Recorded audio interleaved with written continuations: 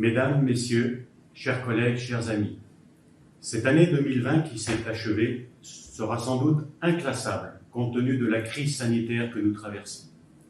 Une crise inédite qui aura mis à mal notre économie, qui aura causé de nombreuses souffrances morales et sociales, mais qui, dans le même temps, aura permis d'afficher notre capacité de résilience en faisant front ensemble, de réveiller les élans d'une solidarité que l'on croyait atone. Une crise qui nous conduit désormais à agir différemment au quotidien et à nous réinventer. Le format de cette cérémonie des vœux en ligne est également inédit. Malheureusement, sans ce temps de convivialité et de discussion qui en fait un moment privilégié de la vie communale. Dans ce contexte de vent contraire, mais qui n'entame en rien notre détermination à aller de l'avant, le conseil municipal, moi-même, les agents de la commune, tous ensemble, vous présentent leurs meilleurs vœux pour la nouvelle année. À vous et à vos proches. Une année 2021 pleine de bonheur, de sérénité, de petits plaisirs et des grandes joies. Une année d'épanouissement dans votre vie personnelle, professionnelle et aussi associative, sportive et culturelle. J'ai également une pensée toute particulière pour nos concitoyens qui sont dans la douleur, la solitude ou qui traversent des moments difficiles.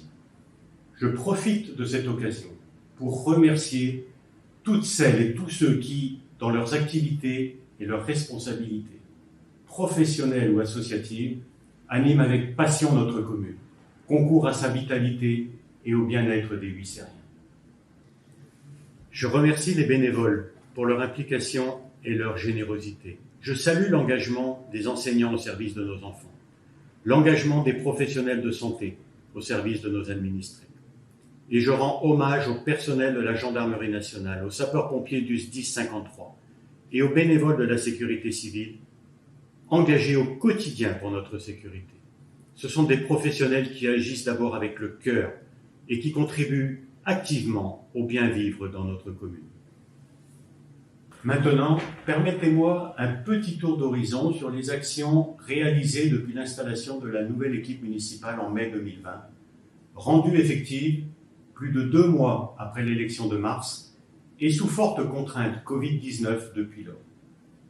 Mis à part la gestion de crise de juillet-août avec l'ouverture sur la commune d'un centre de dépistage Covid-19 amplement médiatisé au niveau national et qui aura permis de mettre en valeur la réactivité et le professionnalisme de l'équipe élue, agents municipaux, dans une conjoncture de fortes contraintes.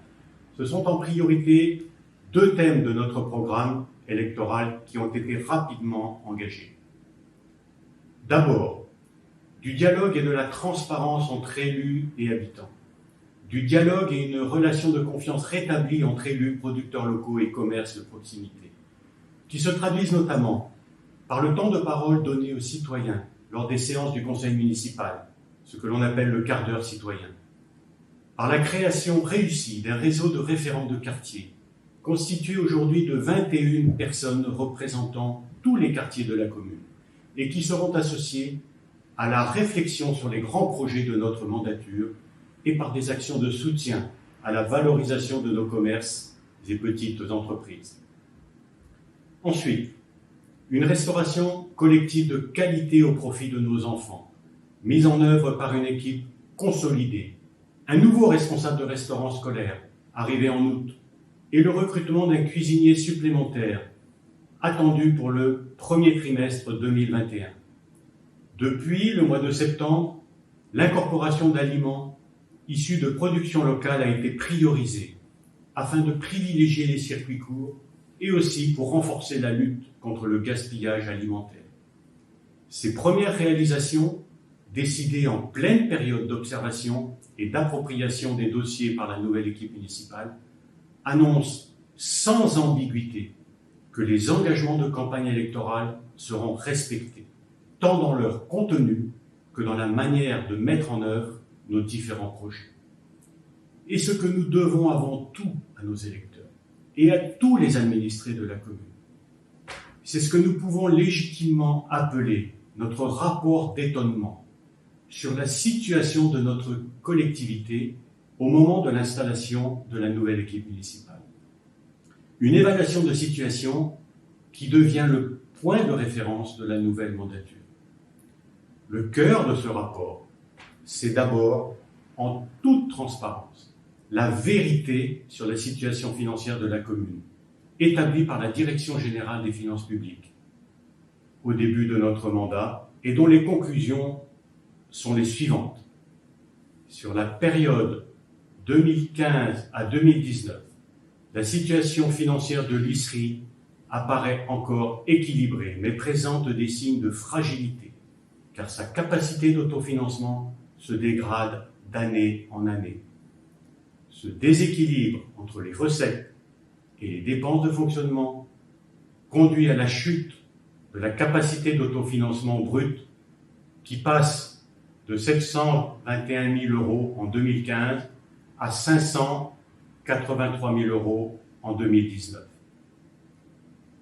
Et la Direction générale des finances publiques d'ajouter, concernant le centre municipal de santé, à ce stade, le fonctionnement global du centre de santé n'est pas à l'équilibre. En 2019, la commune doit participer à son financement à hauteur de 81 000 €. Et la synthèse générale de la Direction générale des finances publiques sur l'analyse des finances de notre commune est la suivante. Le centre municipal de santé contribue à la dégradation des finances de la commune, mais il n'en est pas la seule cause. Le coût de fonctionnement de la médiathèque participe également à la réduction de ses marges de manœuvre. La comptabilité analytique transmise sur la commune, sur ce service, fait ressortir un déficit d'exploitation en 2019 de 115 000 €, dont 82% sont issus des charges de personnel. La commune n'a pas réussi à adapter ses dépenses à la progression moins rapide de ses recettes.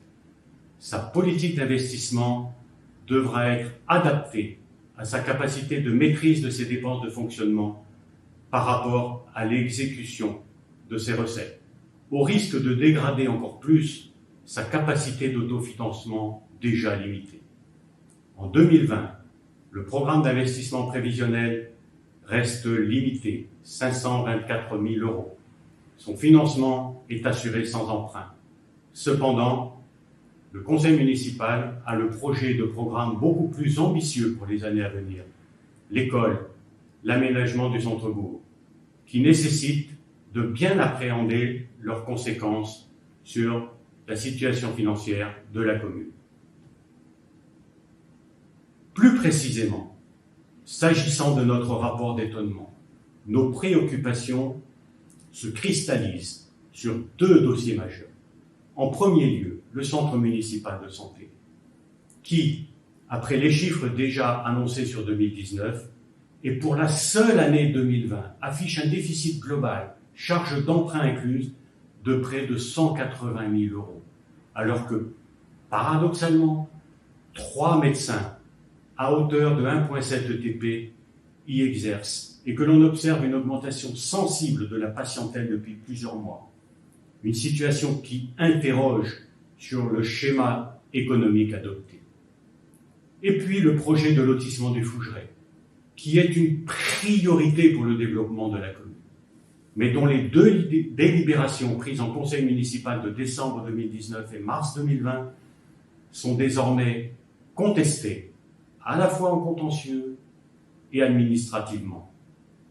Certes, la situation actuelle est compliquée, qui plus est, dans un contexte de Covid-19 avec son lot d'incertitudes sur les mois à venir, et aussi avec un coût déjà évalué à 85 000 € pour l'année 2020.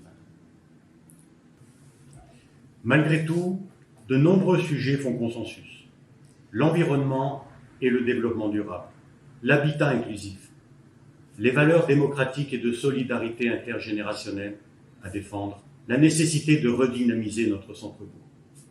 Dans ce cadre, je vous invite à nous projeter vers l'avenir, ensemble, avec ambition et de manière responsable. Il nous faut nous réinventer et proposer des perspectives nouvelles, notamment dans les domaines de l'aménagement urbain et de la culture. Aussi pour prendre soin des personnes âgées, pour soutenir l'initiative des citoyens et des plus jeunes, et assurément dans la qualité des services rendus à nos administrés. C'est le sens de notre engagement et l'orientation donnée à des actions concrètes déjà lancées. D'abord, une consultation est en cours avec le bureau d'études Laval-Mayenne Aménagement pour la revitalisation de manière globale du centre-bourg, avec un projet de marché couvert et aussi sur le projet de résidence senior.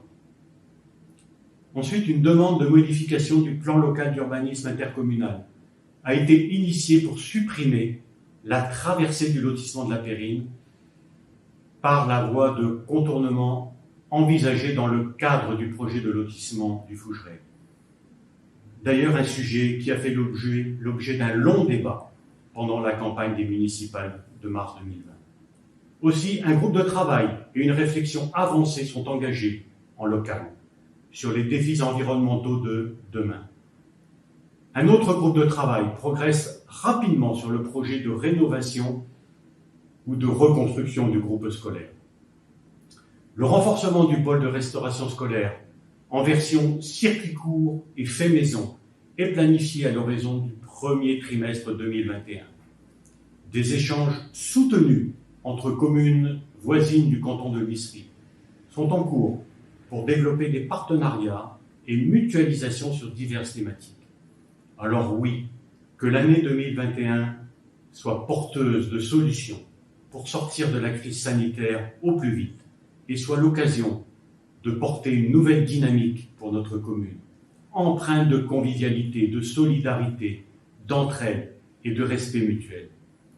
Une nouvelle fois, je vous souhaite à toutes et à tous une bonne et heureuse année 2021.